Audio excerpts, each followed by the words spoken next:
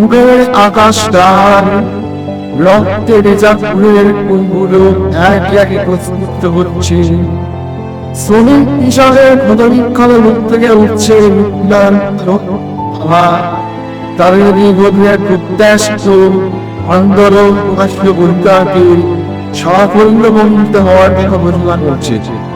রাত্রে নিবিড় আন্দোলনে ধ্বংস করে দিয়ে কালো লজ্জার বন্ধনকে ভেঙে দিয়ে প্রাচীনত্বের প্রতি দৃঢ় ও শীর্ণ সমাজ ব্যবস্থাকে নিয়ে দিয়ে জেগে উঠছে নতুন উজ্জ্বল এক প্রভাবের ফলে। ইরাদার সঙ্গে যা ঘোষণা করছে উজ্জ্বল এক নতুন যুগের সূচনা, এক পুরনো বেদান্ত বিপ্লবের অবসান। ঘোষণা করছে নতুন ও পুরাতনের সংবিধানের শশাঙ্কিত চিত্রপ্রকৃতি।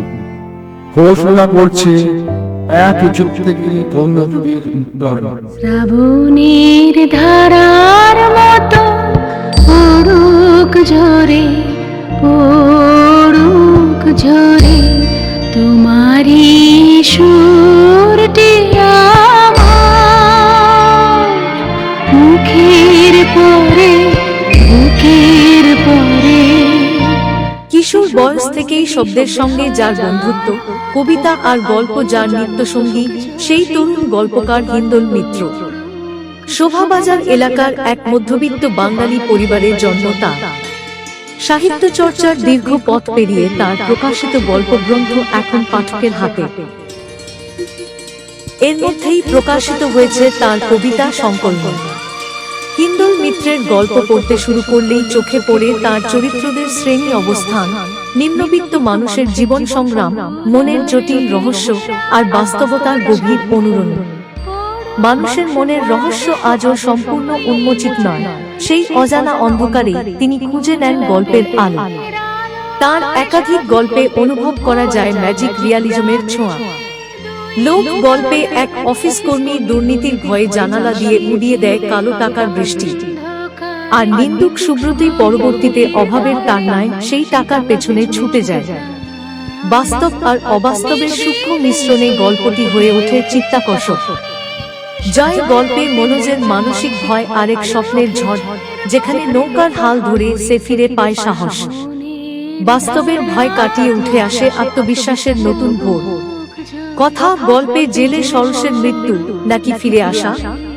প্রশ্ন জাগে, সত্যি কি মৃত্যু শেষ কথা? এখানেও ম্যাজিক রিয়ালিজমের কোমল স্পর্শ। রক্ত গল্পে মানবিকতার গভীর সুর, দূরত্বে থাকা পরিবারের ভেতরেই হেয়ার রক্তের প্রয়োজন হয়ে ওঠে সম্পর্কের নতুন সংবাদ।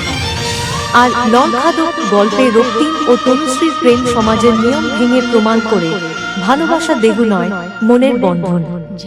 পঙ্গুত্ব নয়, জীবনের অস্তিত্বই শেষ কথা। মুক্তির গল্পে হিন্দু মুসলিম দুই পরিবারের সম্পর্কের টানাপোড়েন তুলে ধরে লেখক সামাজিক সম্প্রীতির কথা। ম্যাজিক রিয়ালিজম, যার সূচনা 1925 সালে জার্মান চিত্রকলায়, 1940-এর দশকে সাহিত্যে প্রবেশ আর বিশ্বজোড়া স্বীকৃতি পায় 1967 সালে গ্যাব্রিয়েল গার্সিয়া মার্কুইজের নোবেলজয়ী উপন্যাস 100 ইয়ার্স অফ সলোটুডে। সেই ধারারই এক স্বতন্ত্র বাংলা প্রকাশ হিন্দোল মিত্রের কলম।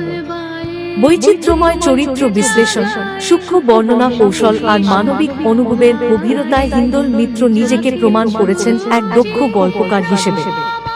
এ শুধু গল্পগ্রন্থ নয়, এ বাস্তব ও ম্যাজিকের সেতুবন্ধন, মানবমনের অন্বেষণ আর ভালোবাসার অনিঃশেষ জয়গান।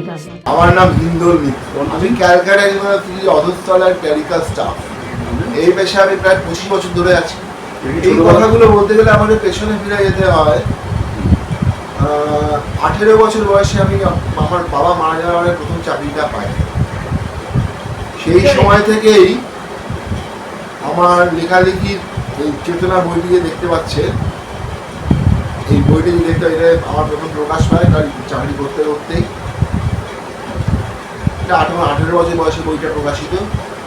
পরবর্তী বই দিশারি 24 বছর বয়সে প্রকাশিত। তারপরে 2016-তে, মানে আমার বয়সটা তখন কত মনে পড়ছে, যাই হোক, আমার রাত শেষে আরও প্রথম উপন্যাস প্রকাশিত। আবার শেষ থেকে শুরু বলে আমার প্রথম ছোট গল্প প্রকাশিত। তারপরে রবীন্দ্রনাথ প্রকাশিত, তারপর টান, তারপর আমি মূলত গল্প নিই, ছোট গল্প।